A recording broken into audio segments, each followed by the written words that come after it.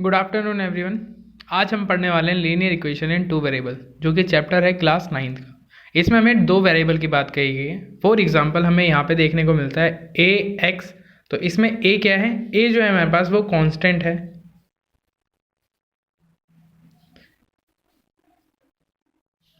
और जो हमारे पास यहाँ पे x दे रखा है वो हमारा है वेरिएबल। वेरिएबल का मतलब होता है जो चेंज हो सकता है। फॉर एग्जांपल जो अभी यहाँ पे अगर हमें इक्वेशन में दिया होता 2x, तो इसमें 2 होता कांस्टेंट और x होता हमारे पास वेरिएबल।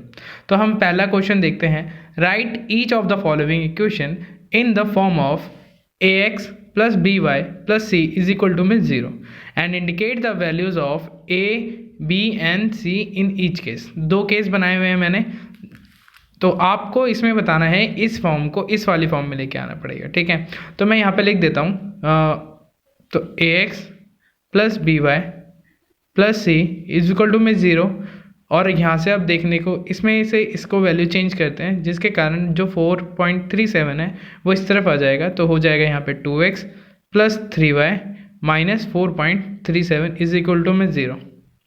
तो मैं क्या लिख सकता हूँ, जो हमें देखने को वैल्यू मिलती है, ए की जगह पे 2 दिख रहा है, बी की जगह पे 3 दिख रहा है और सी की जगह पे 4.37 दिख रहा है। तो बस हमें यही लिख देना है, ए की जगह पे 2, बी की जगह पे 3 और सी की जगह पे माइनस 4.37। ऐसी ही एक और क्वेश्चन है जो भी देख लेते हैं हम अभी। 4 is equal to 5x minus 3y। तो हम बस 4 को इधर ले जाते हैं। एक इसमें केस ये भी बना सकते हो जिसमें आप 4 को इधर ले जाओगे तो क्या हो जाएगा, वो 5x minus 3y minus 4 is equal to 0, जिसके यहाँ से वैल्यू आती है 5, b की वैल्यू आती है -3 और c की वैल्यू आती है -4।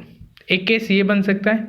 एक और केस बन सकता है जिसमें आप ये दोनों चीज़ें इधर ले आओ, तो क्या हो जाएगा -5x प्लस 3y और प्लस 4 इज इक्वल टू 0, जिसके कारण a की वैल्यू -5 भी हो सकती है, b की वैल्यू हमारे पास +3b या आप 3 लिख सकते हो, और c की वैल्यू हो जाएगी हमारे पास 4। ठीक है, आई होप आपको ये दोनों क्वेश्चन समझ में आ गए होंगे। ऐसे क्वेश्चन में ऐसे ही हैंडल किया जाता है। ठीक है, हमें बस वैल्यू बतानी है, और ये जो चीज़ है ये रहता है हमारे पास linear equation in two variable, हमें फॉर्म दे रखा है। अब हमें सेकंड क्वेश्चन पढ़ते हैं। Write each of the following as an equation in two variable. हमें क्या करना है, इसको इस फॉर्म में लिखना है। किस फॉर्म में? ax plus B Y plus C is equal to 0। But देखने वाली बात यहाँ पे है कि भाई यहाँ पे तो खाली x दे रखा है, और ये भी अगर हम वैल्यू लेंगे तो c की वैल्यू जाएगी, b की वैल्यू तो कोई है ही नहीं। तो हम क्या करेंगे, यहाँ पे 1 into X plus 0 multiply y। 0 को मैं y से मल्टीप्लाई करूँगा तो 0 ही आने वाला है, और यहाँ पे प्लस की ये प्लस इधर आ जाएगा तो क्या हो जाएगा, माइनस इधर आके क्या हो जाएगा, प्लस हो जाएगा, तो बराबर में 0। यानी कि हमने इस वाली फॉर्म को इसमें हमने चेंज कर दिया। ठीक है, सेकंड ये वाला भी क्वेश्चन कहता है कि भाई इन्हें भी करना है 5y अपॉन में इज इक्वल टू 2। तो हम देख लेते हैं ax plus B Y plus C is equal to 0, इस फॉर्म में लेके आना है। ठीक है, तो अगर मैं 2 इधर लेके आता हूँ तो ये हो जाएगा 1 into X plus 5 multiply Y plus minus का 2 इज इक्वल टू 0, जिसके कारण यहाँ पे हो जाएगा x, है ना, 1x plus 5y minus 2 is equal to 0। Linear equation हम टू वेरिएबल में लेके आ गए। ठीक है, ये 4.1 का पहला क्वेश्चन है जिसमें हमें बताना है टू इक्वेशन वैल्यू। ठीक है, देखते हैं। The cost of a notebook is twice the cost of a pen. Write a linear equation in two variable to represent this statement. उसने स्टेटमेंट दे के take the cost of notebook to be x and that pen of to be y।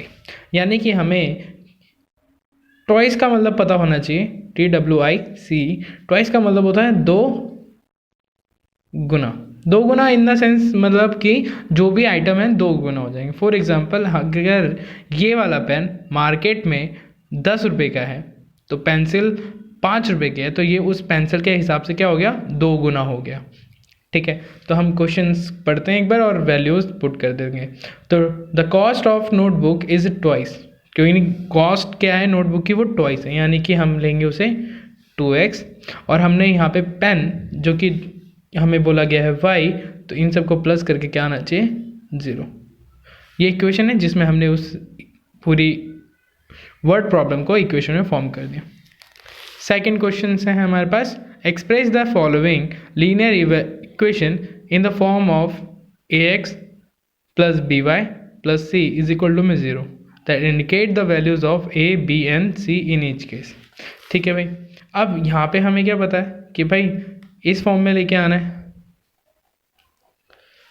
लेकिन यहाँ पे तो by है ही नहीं, तो by नहीं है तो मैं ये कह सकता हूँ कि 3 इंटू एक्स हो गया प्लस 0 इंटू वाई हो गया हो और प्लस 2 हो के 0 हो गया, जिसमें a की वैल्यू तो है 3, b की वैल्यू है 0 और c की वैल्यू है 2।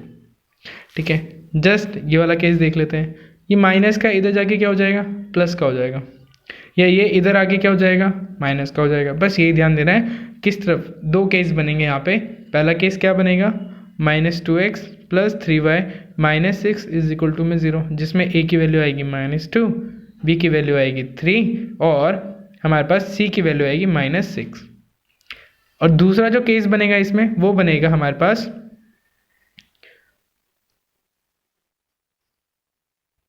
प्लस का 2x माइनस का 3y और प्लस का 6 बराबर में 0। यहाँ से भी जो वैल्यू फाइंड होगी वो होगी 2 और b की वैल्यू होगी हमारे पास -3 और c की वैल्यू होगी हमारे पास ओनली 6। यहाँ से दो वैल्यू निकलेंगे। आई होप आपको ये दोनों क्वेश्चन समझ में आ गए होंगे। आप इसके यहाँ पे स्टेटमेंट भी लिख सकते हैं। ठीक है, कि we represent this equation in the form of ax plus by plus c is equal to में 0। ठीक है, आई होप आपको समझ में आ गया होगा ये दोनों क्वेश्चन और ये दोनों आगे के भी क्वेश्चन कैसे करने थे। Thank you.